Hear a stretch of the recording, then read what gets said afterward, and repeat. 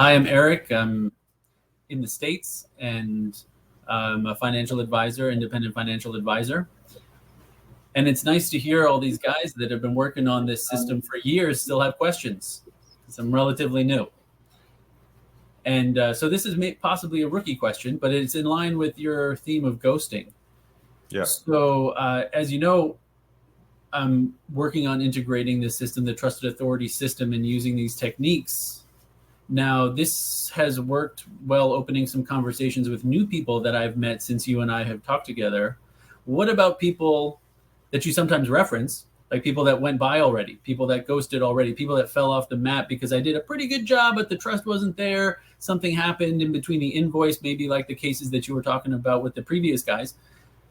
Is there a way to circle back, bring the trust element back to the previous conversation, or is it lost?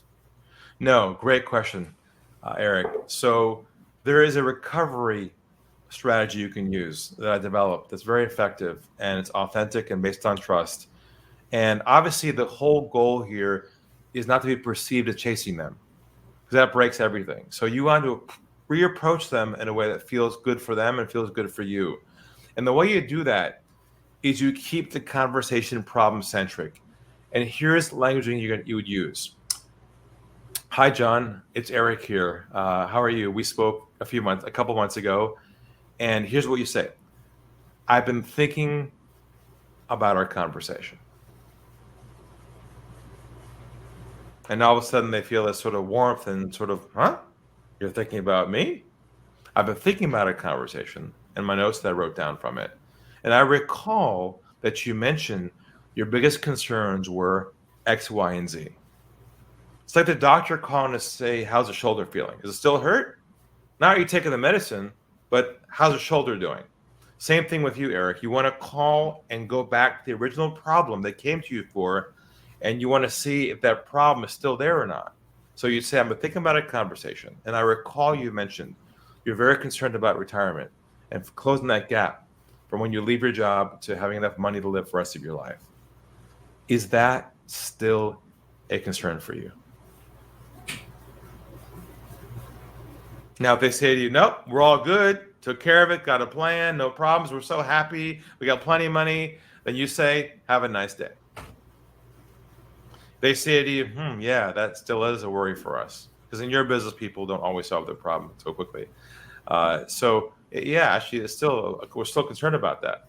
You say, no problem. Would you be open to us having a brief Zoom conversation to reconnect again, where I can possibly share some new insights with you, not information, some insights with you about your situation? Would you be open to that?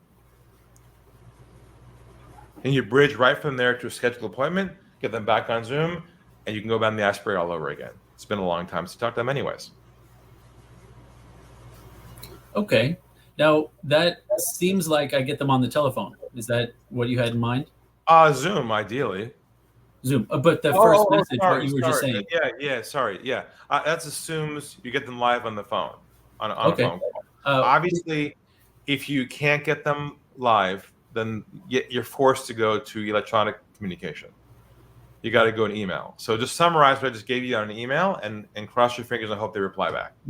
Cross the fingers. Right. Of course, that's an important ingredient to sprinkle in. But this goes back to the original question about keeping them on your calendar from the first meeting, the second meeting, all the way on versus off the calendar to avoid this situation.